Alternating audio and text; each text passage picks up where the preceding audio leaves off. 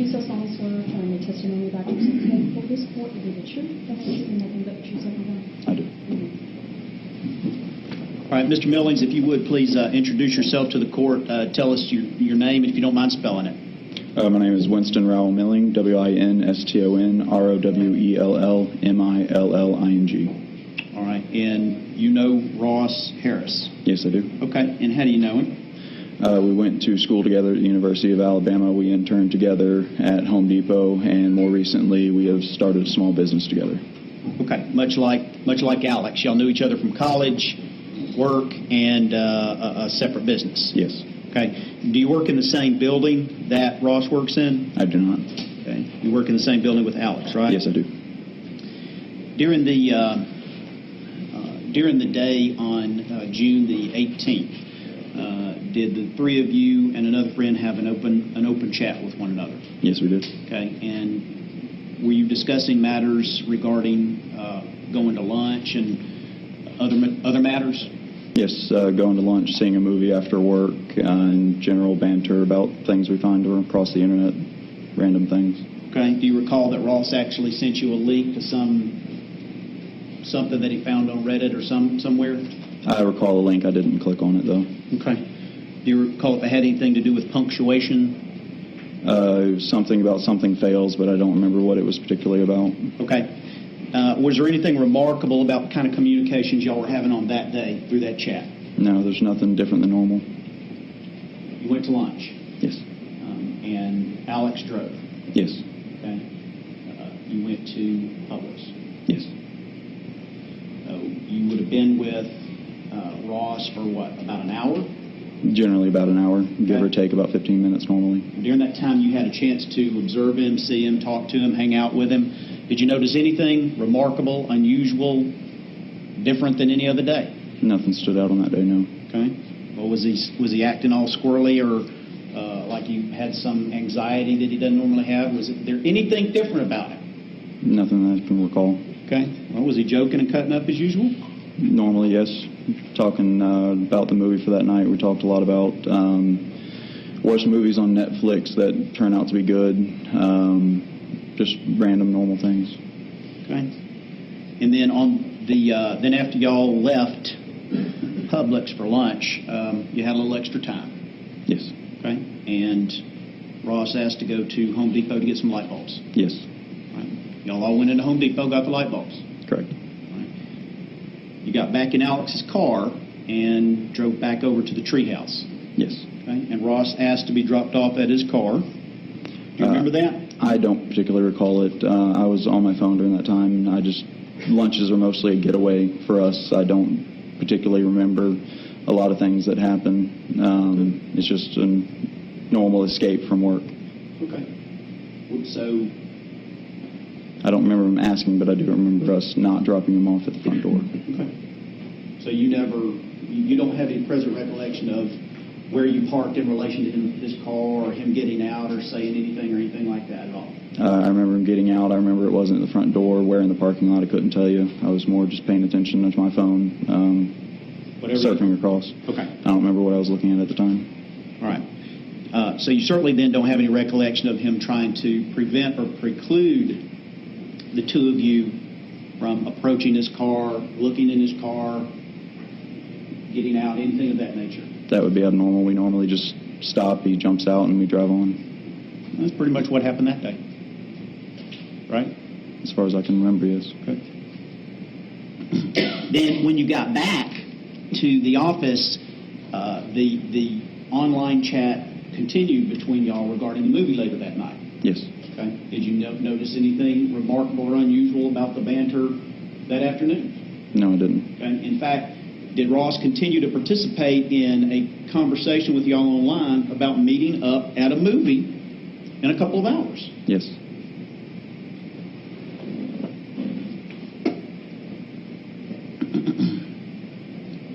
You ever had a chance to observe Ross around his son?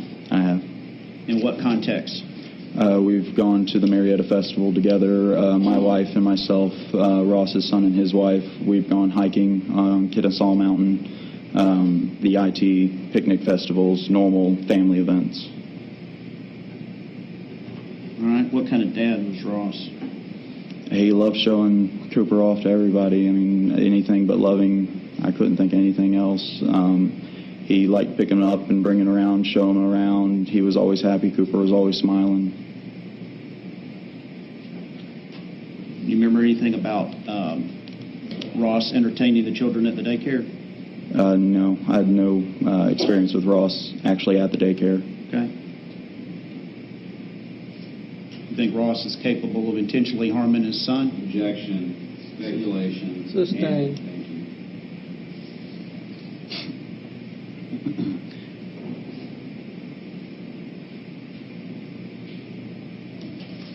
Has the interaction that you have personally observed between Ross and Cooper, has it been of a loving father-son relationship?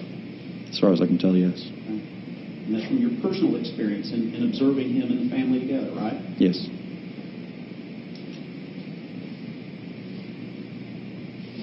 Are you aware if Ross has any hearing issues? He is deaf in one ear, or mostly deaf. Okay. Mostly being 99%? I always have to go to the other side of his head to talk to him. Okay.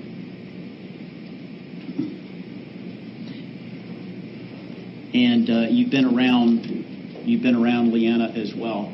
Yes, I have. And have you observed her to be a loving and devoted mother as well? In the limited experience, yes. Okay. More experience seeing Ross. Correct.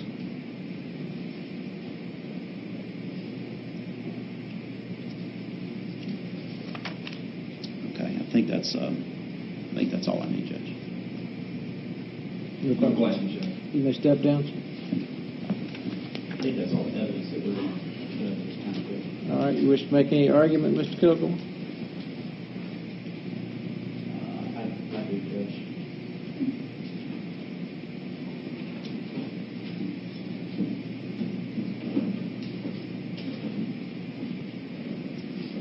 Judge, this warrant alleges cruelty in the second degree as the underlying felony for a charge of felony murder. 16570 says cruelty in the second is when such a person with criminal negligence causes a child under the age of 18 cruel or excessive physical or mental pain. So we got to look at what's criminal negligence. OCGA 16-2-1 says that's an act or failure to act which demonstrates a willful, wanton, or reckless disregard for the safety of others who might reasonably be expected to be injured thereby. What does willful mean? Well, Black says willful means voluntary and intentional. We've heard a lot of suggestions and speculations and maybe even coincidences, but you certainly haven't heard any evidence that this was intentional. Certainly not what was charged in the warrant as well.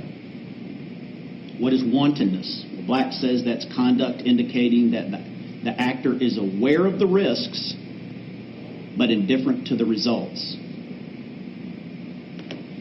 I think if you take a look at the facts, specifically, Judge, the facts of the going to the car in the middle of the day, I think it's clear that, and the continued banter throughout the day with his friends, there's no evidence Ross was aware that child was in the car.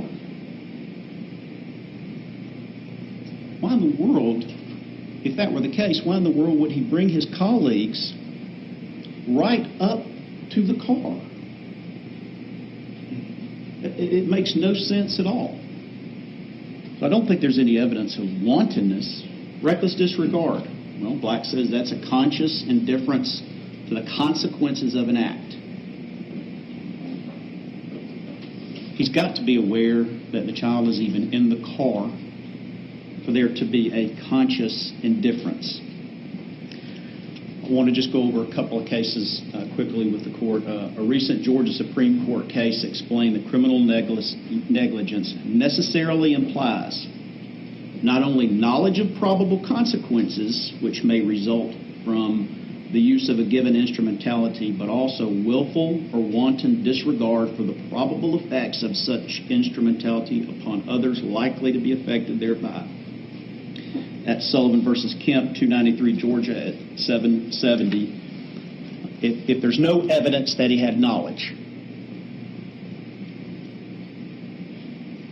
that Cooper was actually in the car when he walked away and went to work, there's no evidence that he had that knowledge, it's not criminal negligence. It's a horrible tragedy and an accident.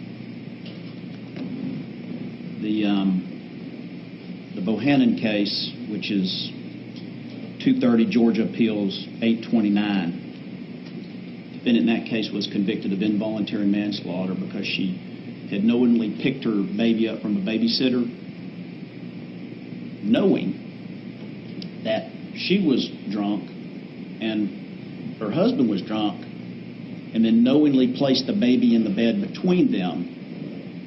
It was all done knowingly. Dad rolled over and smothered the baby. In that case, the underlying act wasn't a felony like here, cruelty in the second. It was a misdemeanor. It was reckless conduct. But the court explained that it was criminal negligence. Why? Because it was knowing. She knowingly undertook those acts. She knowingly put the baby in that situation. The act of putting your child in a car seat, that's what we're dealing with. That act is not inherently dangerous. Now, knowingly leaving your child in a car seat while you go about other activities, of course, that might be.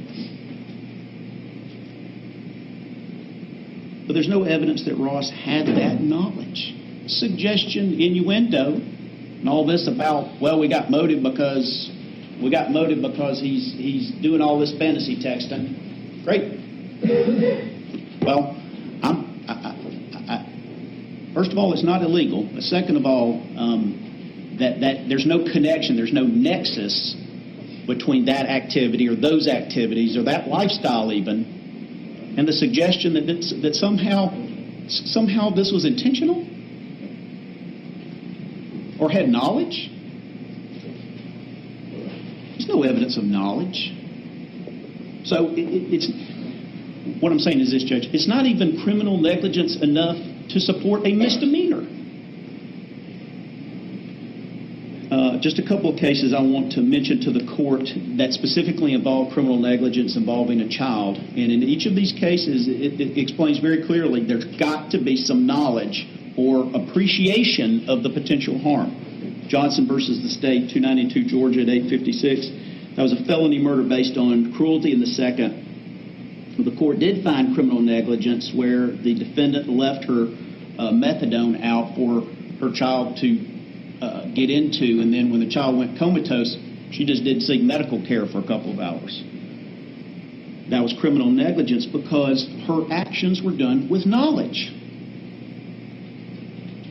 Morast versus the State, 748 Southeastern 2nd, 287. That was a cruelty in the second, and that was affirmed where the mother, she continued to take her child to a caregiver with the knowledge that the child was being basically injured and attacked by dogs. Nelson versus the State, 731 Southeastern 2nd, 770. That case, of course, was here in Cobb, and that was the one where the mother was charged. I believe it was involuntary manslaughter. And the court agreed there was criminal negligence in that case because she had knowledge or an awareness that taking her child and crossing a busy street in the middle of the night versus going down to the corner and crossing the crosswalk, she had knowledge that that was inherently dangerous. And unlike those cases, I would suggest to the court, we don't have any evidence that he had that actual knowledge, that he knew the child was there when he went about his work that day.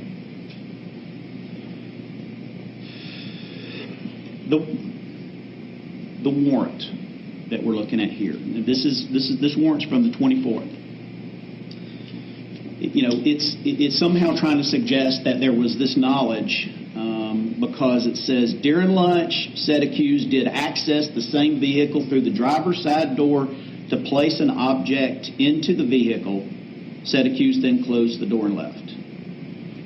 Well, Judge, the evidence that you've actually heard regarding that incident shows absolutely that he didn't know Cooper was in the car. He goes to lunch with two friends. You've heard from both of them. They said he's behaving completely normal. There was nothing squirrely about the way he was acting at all. Completely normal.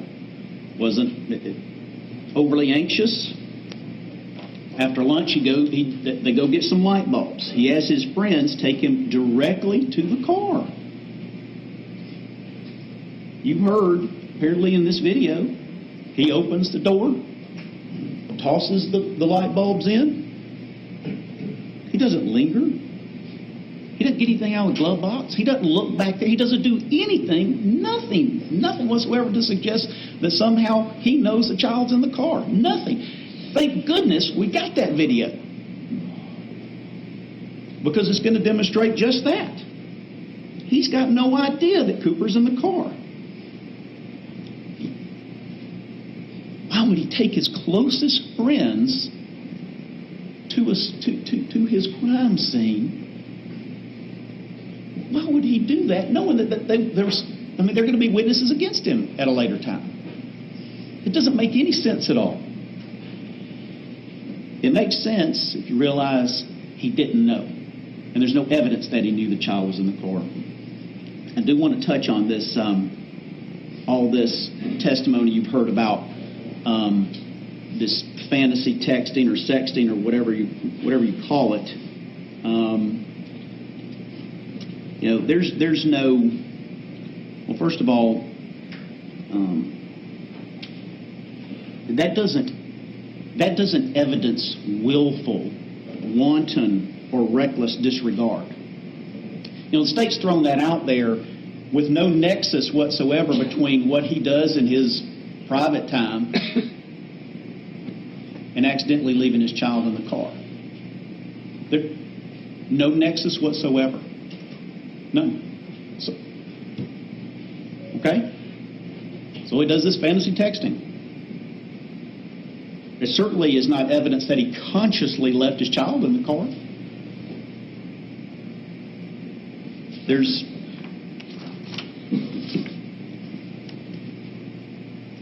nothing per se nefarious about it in this context. Perhaps it's immoral.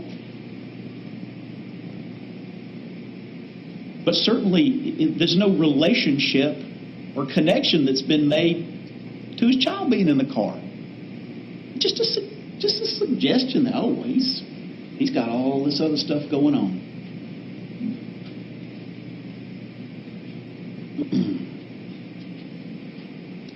We didn't hear exactly what time it occurred. But I suggest to the court this: if there was any evidence that this was going on that phone during the time that he was driving his child to Chick-fil-A, driving his child from Chick-fil-A, we'd have heard about that. But there wasn't.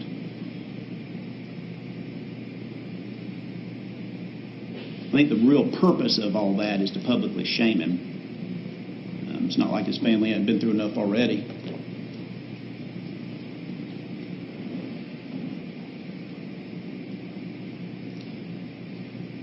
(1622) says that an accident is where it satisfactorily appears that there was no criminal scheme or undertaking, intention, or criminal negligence.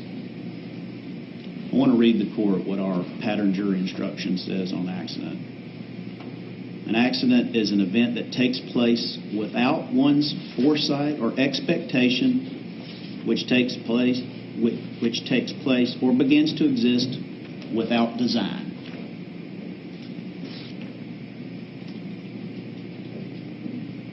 The state wants to suggest all of these little sound bites all thrown together somehow constitute some grand design.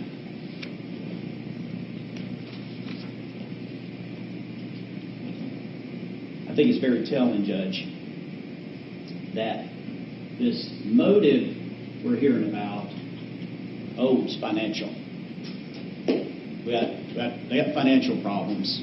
There's a life insurance policy. They specifically ask about that. There's a life insurance policy. But yet, when I press the detective on that, no, really, there wasn't any evidence. There wasn't anything that he determined from his investigation whatsoever, specifically, that they were in any sort of financial distress. Nothing. He said, well, we talked. Ross had put some money on a credit card, or Ross admitted that he put some money on a credit card. Well, their bank statements apparently weren't overdrawn, or at least he didn't know about it. If they were. No evidence. There's got to be some knowledge and foresight, Judge. Foresight or expectation. There's got to be some design. If not, it's an accident. I suggest to the court that we haven't heard that. What happened here was that Ross pulled out Chick-fil-A and his mind went elsewhere. What happened? Now, you got to pull into traffic. You got to go through a light. It's easy to get distracted when you get behind the wheel. Everybody's done it. His mind's already skipping ahead to the rest of the day. And Judge, as much as we want to think that there's no way that we could ever forget a child. I mean, of all things, we can't forget a child. We do. People do. I don't know that the governor would be instituting a campaign for Look Again if it never happened.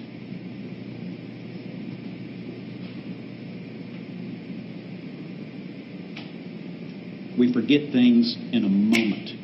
That's how we forget things. I can't think of how many times, Judge, that I've had my leftovers boxed up in a restaurant and they're sitting right at the table, right in front of me. And I get up and I walk out and I go to the car and I drive home and then because we forget it an instant, because our mind races ahead. And when he pulls up to that light and he's got to get out of that traffic, it was done. It was over. He had already forgotten.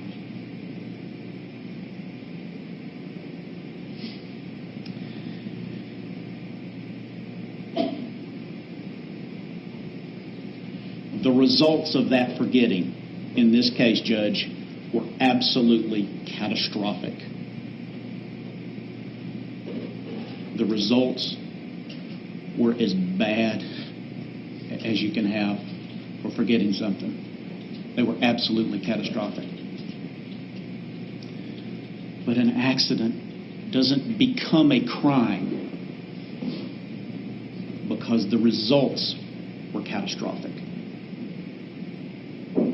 And that's what all this is about. The results were terrible, awful. And that man's going to have to live with those for the rest of his life, as is his wife, as is his family, as is the community. But that don't make it a crime.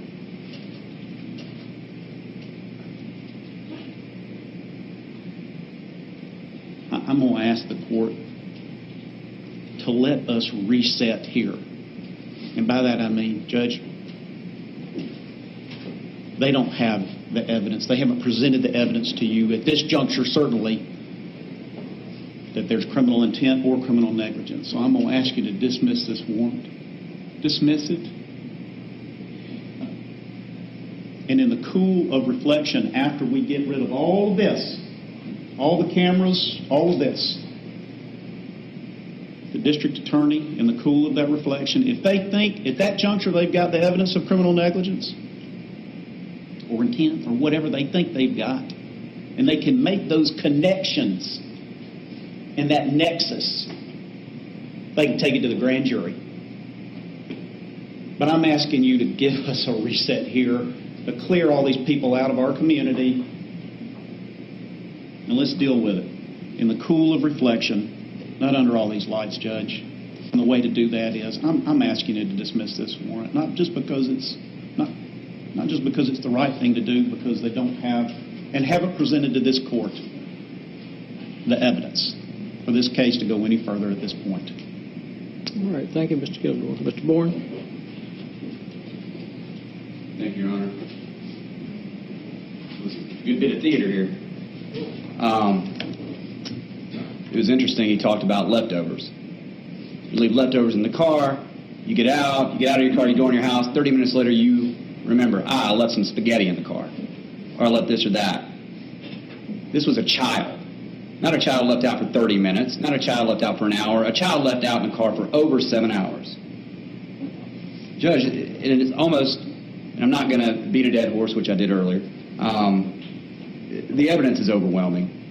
We submit of malice, but especially of criminal negligence. I'll cite one case, to Your Honor, Court of Appeals case, Kane versus the State, July 31st, 2007 decision, applied felony murder, or criminal negligence. The defendant in that case was convicted. She let her kids, did not supervise them correctly, knew they were in her house, didn't supervise them correctly, didn't keep tabs on them. The children went out and drowned. They went out and drowned because of her inattention. And remarkably, in that case, part of that was due to, and it was admissible, that she actually had sex partners that night over and stayed up late and didn't pay particular attention to the kids because she didn't get any sleep. At a minimum here, Judge, to say that that is not relevant to his negligence, the fact that while that baby was out there cooking in that car, he was showing pictures of his private parts to other people, was totally talking to everybody else in the world about everything else other than his child, gets an email in the middle of the day about his daycare, goes out to that car and tosses light bulbs in there. Who tosses light bulbs? I think it is remarkable and speaks volumes that he didn't stick his head in that car. He knew what he was going to find. He knew exactly what he was going to find. Judge, I think most importantly, one of the things you have is your common sense and reason, and you have those photographs. You heard the detective. You see where that car seat is. 30 seconds after he had kissed his son goodbye for the last time, he's at that decision where he decides to go to work. That's where he makes that decision. After making the U-turn where he turns right, which is the same thing he said he did when he notices the child later that day. And he decides to go on through and go to work. He decides to go back out to that car, and he decides to wait until the car's passed. And you heard from the detective about the video that the car had passed, and then he opens the door. He stops when a person starts walking toward his car and waits until that person passes, and then re-enters. That morning, he waits 30 seconds in that car after parking, after having had to turn around and back up. 30 seconds with that child right beside him. Judge, the warrant is for criminal negligence and felony murder based on cruelty in the second degree. We believe the evidence has shown much more than that. We believe the evidence has shown that this was intentional. However, at this point, we're asking you to bind it over on the warrant that you have and hold this defendant on this warrant, felony murder based on cruelty to children in the second degree.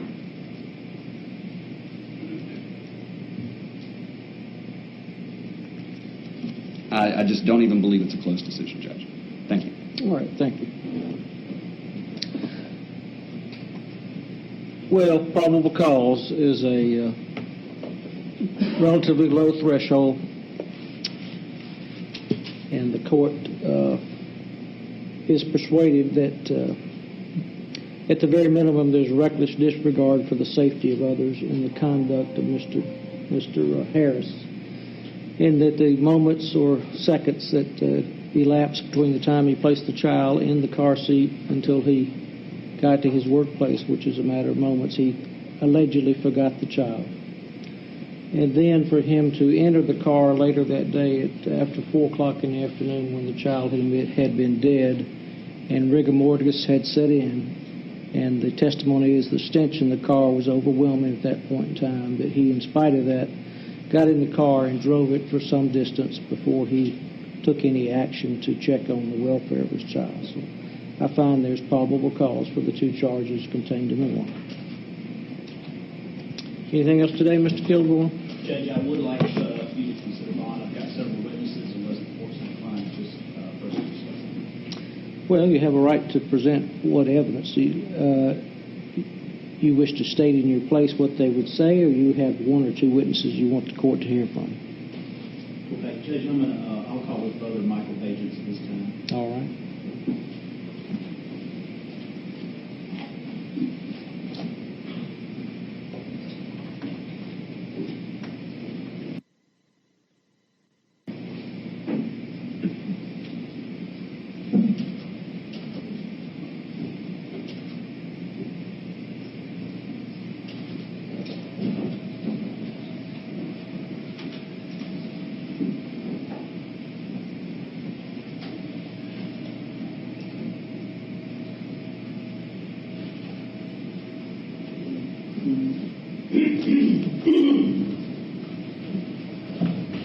Here's your right hand, Winston. You do so solemnly swear or affirm the testimony you're about to present today before this court will be the truth, the whole truth, and nothing but the truth, so help you God? I do.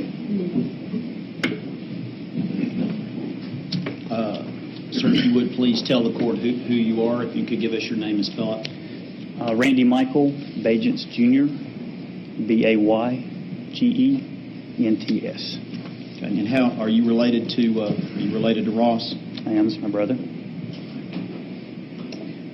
Can you tell the court why you don't have the same last name? My mother remarried when I was 1 year old and married Ross's dad. Okay. And were you in fact raised with Ross? I was. Okay. We have heard something today about him having employment in law enforcement, but let me ask you first what it is that you do for a living. I work for the city of Tuscaloosa as a police sergeant. Okay. And what is your job there? I'm the basic training coordinator for one of the regional law enforcement academies for the state of Alabama. Okay. And has Ross in fact ever had any sort of employment in law enforcement? He has. And what was that? He worked as a police dispatcher for the city of Tuscaloosa. Okay. How long did he do that job? I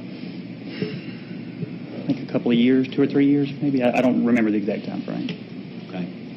And tell us, Ross graduated from college? He did. University of Alabama? He did. And he works at Home Depot? He does. Can you tell us how long he has lived in this community? Oh, several years since he graduated from the university. 3 years, maybe 3, 4. Okay. And of course, he lives with his wife. Yes. And do they have a house or an apartment? It's an apartment. All right. And that's here in Cobb County. It is. And his wife has a job in Cobb County as well. She does.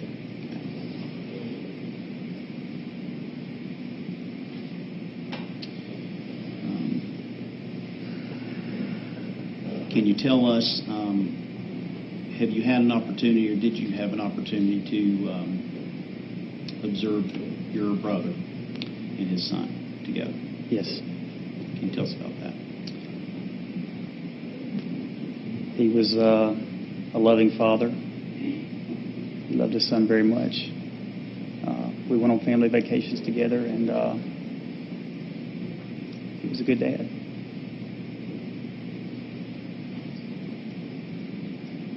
Michael, do you believe that if the judge were to allow us to have a bond in this case, do you believe that your brother would be out committing crimes? No. Okay. If the judge were to allow us to have a bond in this case, do you believe is there any reason to believe that your brother would not come to court as directed? No. Okay. Thank you. How you doing, sir? I'm good. Sorry you have to be here today. How long have you been in law enforcement? Almost 20 years. Okay.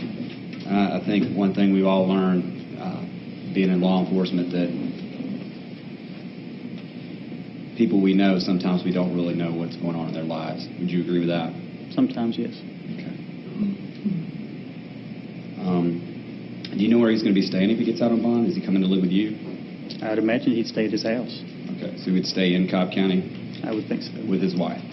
I would think so. And you or your family wouldn't be there to kind of watch him and make sure he shows up for court or anything like that, right? I mean, he's an adult. He is an adult, but I'm sure we would be visiting him quite frequently.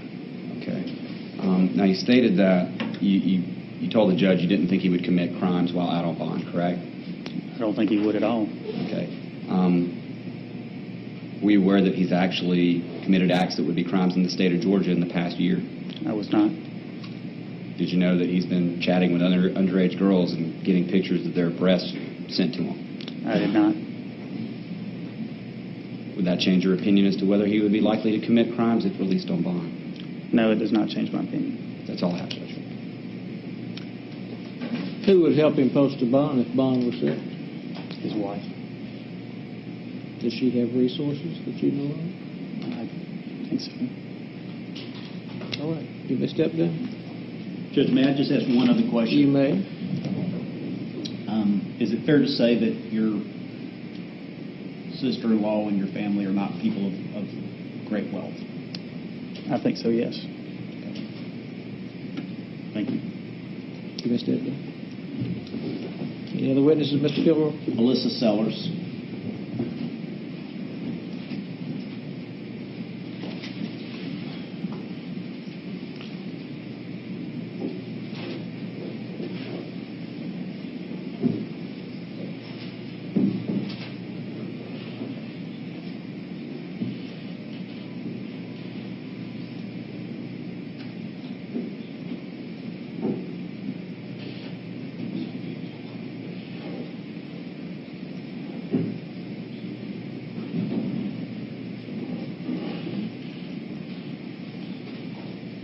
Judge, Ms. Harris had a medical issue.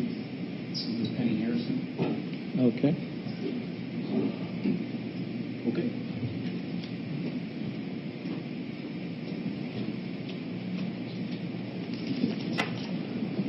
Raise your right hand for me, please. You do so solemnly swear or affirm the testimony you're about to present today before this court to be the truth, the whole truth, and nothing but the truth, self and God? I do.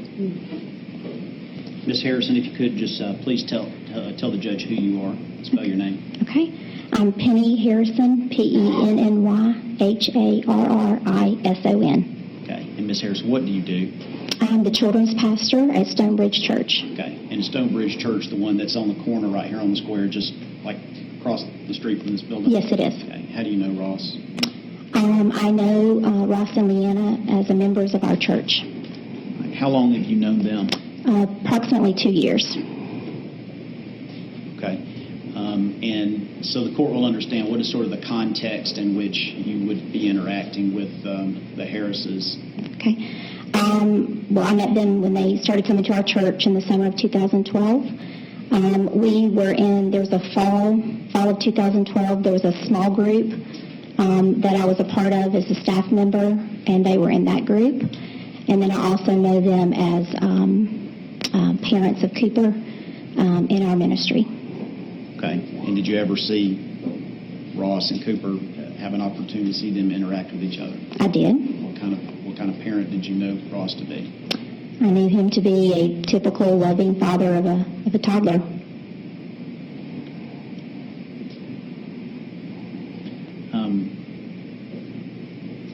Are Ross and his wife involved in church activities? Yes, they are in a small group, and Ross serves in our worship band. And Leanna has also served as a volunteer in our nursery. As one of the pastors at that church, is it your belief that Ross has some support there at the church, that being people that he can lean on that might help him? Yes, I do believe that.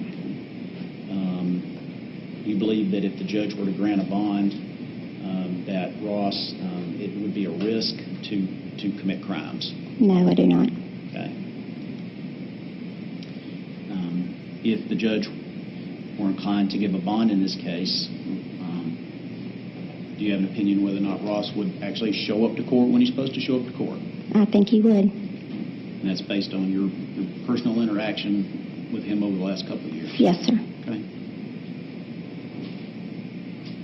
All right, Judge, I think that's all I've got. Good afternoon, ma'am. Hi. So you know Mr. Harris through church, is that correct? Yes, sir. Do you know him, like what goes on in his home life or anything like that? No, sir. Okay. And were you aware that he was actually, at times while on the computer chatting with other women about his church going and playing guitar, that he was in the same frame, sending pictures of his anatomy to them and having sexually explicit conduct with them? No, I did not. And talking about cheating on his wife? No, I did not.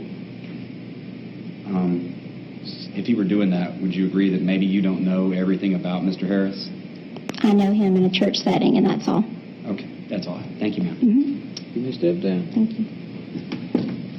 Anything else, Mr. Kilgore? No more evidence for purposes of bond, Judge. All right. What are you asking for, Mr. Kilgore?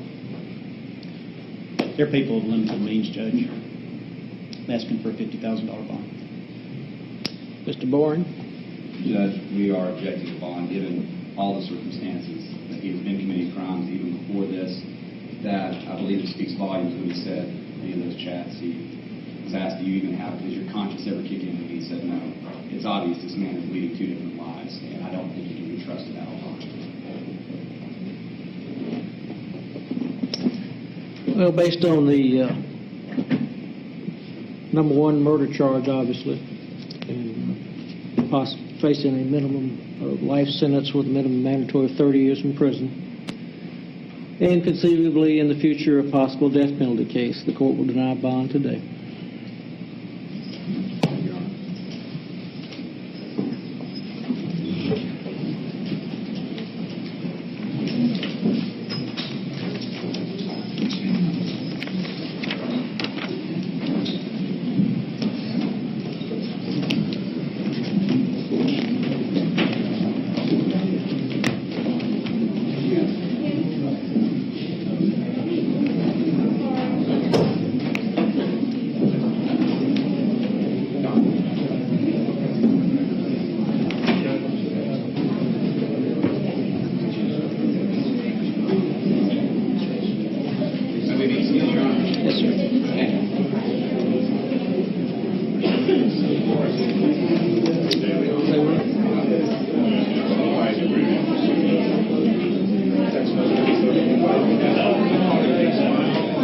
See if they want